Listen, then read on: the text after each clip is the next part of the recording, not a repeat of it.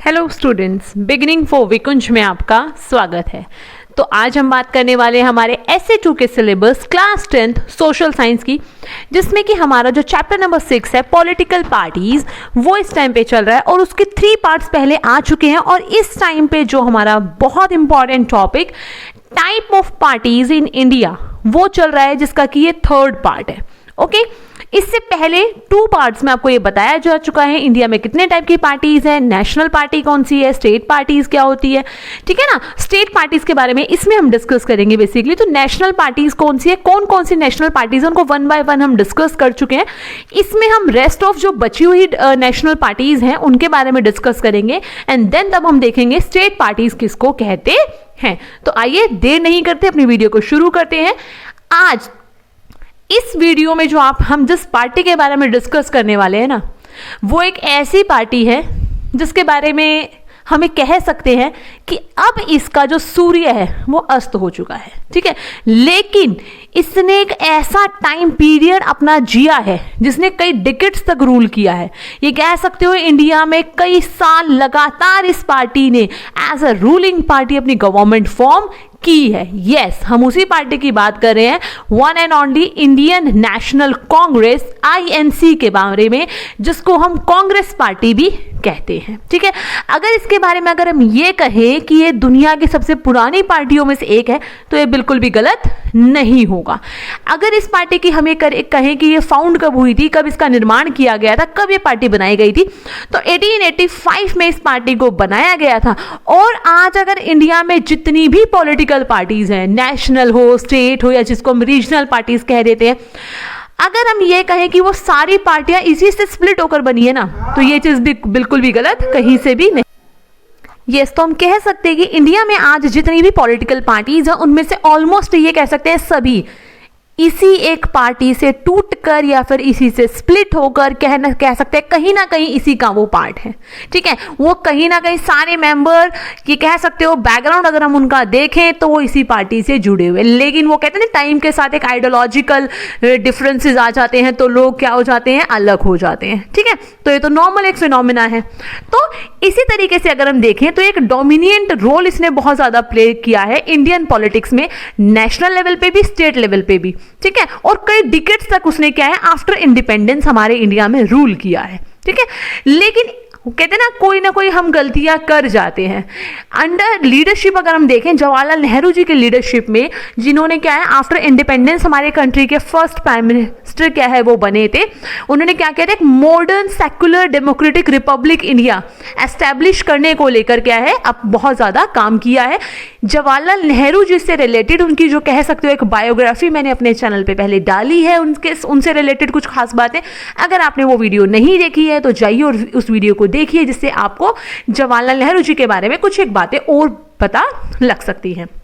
Okay, अगर इस party की बात करें तो इस पार्टी ने, मैंने आपको बताया ना आफ्टर इंडिपेंडेंस क्या है इंडिया में काफी टाइम तक रूल किया है, तो 1977 तक इस पार्टी ने कॉन्टिन्यूसली रूल किया है। उसके बाद 1980 से 89 तक इस पार्टी ने रूल किया, लेकिन 1990 से लेकर 1999 तक का जो टाइम पीरियड है बड़ा कहते हैं ना ऊपर नीचे वाला रहा इंडिया के लिए। क्यों? क्योंकि इस टाइम पीरियड में इतनी बार क्या नाम है जो गवर्नमेंट है वो चेंज हुई है ना, कि कोई भी एक स्टेबिलिटी इंडिया में थे ही नहीं। उसके बाद 2004 से लेकर 14 तक, ठीक है, जब हमारे कंट्री के PM कौन थे, डॉक्टर मनमोहन सिंह, तब इस पार्टी ने क्या है एज अ UPA गवर्नमेंट क्या है इंडिया में as a ruling party rule किया था, ठीक है। और उसके लीडर कौन थे, मनमोहन जी थे। ओके, ये क्या है कि सेंट्रिस्ट पार्टी है, ना तो ये राइटिस्ट है ना ही ये लेफ्टिस्ट है, किसी को भी एक को भी ये सपोर्ट ऐसा नहीं करती। इसकी आइडियोलॉजी क्या रही है, हमेशा से एक सेक्युलरिज्म, और हमेशा से कोशिश रही है वीकर सेक्शन के लिए या फिर माइनॉरिटीज के लिए काम करने की। बट यस, तो क्या नाम है 1989 के बाद क्या है जो कांग्रेस पार्टी, इसका जो सपोर्ट है वो क्या एक तरीके से डिक्लाइन हो गया था, लोगों ने इसको पसंद करना कम कर दिया था। और इसकी जो आइडियोलॉजी मैंने आपको बताया कि वीकर सेक्शन और माइनॉरिटीज के वेलफेयर के लिए काम करने की हमेशा से रही है, और इसने जो न्यू इकोनॉमिक रिफॉर्म्स थे उनको सपोर्ट किया था, ठीक है, ये उनके फुल फेवर में थे। अब इनकी आइडियोलॉजी तो हमेशा से अच्छी रही है, लेकिन फिर भी है ना उन्हीं ग्रुप्स को ये लगने लगा कि ये जो पार्टी है हमारे वेलफेयर के लिए काम नहीं कर रही है, हमें सपोर्ट नहीं कर रही है, गरीबों की हेल्प नहीं करती, ठीक है। तो इस वजह से लोगों ने धीरे धीरे जो अपना सपोर्ट सिस्टम है वो इनसे पीछे हटा लिया था। आज क्या है, बहुत सारे लोग इस पार्टी को बिल्कुल भी पसंद नहीं करते, कहते हैं कि हमारे कंट्री की आज जो कंडीशन है, या फिर जो हमारा जो कंट्री इतना ज़्यादा पीछे है, या फिर हर चीज़ का जो कहते हैं ना ब्लेम हम कहते हैं इस पार्टी पे हम डालते हैं। बट इंडिविजुअल अपनी अपनी एक थॉट प्रोसेस होता है। तो आई थिंक कि यही वो पार्टी है जिसने आफ्टर इंडिपेंडेंस जो हमारे कंट्री की जो उस टाइम पे सर्कमस्टेंसेस थे ना, उस टाइम पे जो इनको सही लगा उन्होंने वो उस टाइम पे एक्शंस लिए। और ये कह सकते हैं कि हो सकता है ये अपने प्लेस पे कहीं ना कहीं सही रहे हो। तो किसी भी एक पर्टिकुलर पार्टी को लेकर हम ये नहीं कह सकते ये पार्टी कंप्लीटली गलत है या ये कंप्लीटली सही है। वो कई बार कहते हैं ना एक टाइम जो होता है वो एक बहुत इंपॉर्टेंट एस्पेक्ट होता है कि उस टाइम पे जो बहुत इंपॉर्टेंट एक्शंस लेने जरूरी है उसके अकॉर्डिंगली हो सकता है ये पार्टी ने चीजें सही की हो, क्योंकि कहीं ना कहीं हमारे कंट्री का बेस बनाने वाली यही पार्टी रही है, जिसके बाद आज कह सकते हो कि अलग अलग कहते हैं ना फ्लोर्स बन रहे हैं, ठीक है, डेवलपमेंट हो रहा है जो कंट्री का, उसका बेस सिस्टम इन्होंने ही प्रिपेयर किया है। यस, तो ठीक है, अब हम बात करते हैं अपनी नेक्स्ट पार्टी के बारे में जो है नेशनलिस्ट कांग्रेस पार्टी एनसीपी।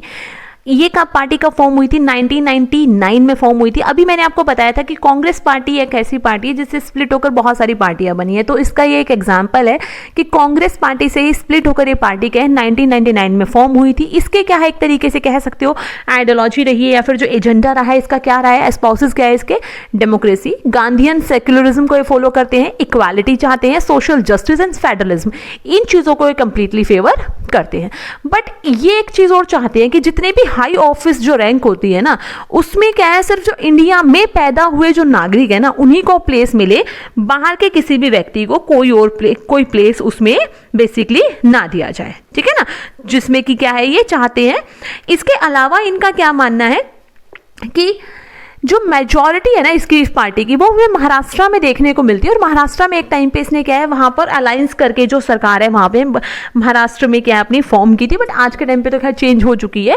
इसके अलावा सिग्निफिकेंट एक इसका प्रेजेंस हमें क्या है मेघालय में देखने को मिलता है, मणिपुर में और असम में देखने को हमें मिलता है, ठीक है। अगर हम 2004 में देखें तो इसने जो यूपीए, मैंने बताया था ना कि यूपीए गवर्नमेंट फॉर्म की थी 2004 से 14 तक, ठीक है, जिसमें मनमोहन जी हमारे कंट्री के प्राइम मिनिस्टर थे। तब ये क्या है यूपीए के अलायंस में इसने क्या है एक तरीके से उसके साथ मिलकर गवर्नमेंट फॉर्म करने में हेल्प की थी, ठीक है। यूपीए क्या एक तरीके से ग्रुप ही तो है ना, तो उस ग्रुप का ये एक मेंबर था, ठीक है, ये पार्टी एक मेंबर के तौर पे थी। इसके अलावा अब हम बात करने वाले हैं स्टेट पार्टीज के बारे में, ठीक है। वो पार्टीज जिसको हम क्या बोलते हैं, स्टेट पार्टीज बोलते हैं, रीजनल पार्टी भी कह सकते हैं, ठीक है। और क्या नाम है, ये पार्टी किस मतलब पहली कंडीशन हम देखते हैं कि किस पार्टी को हम स्टेट पार्टी कहेंगे, ठीक है।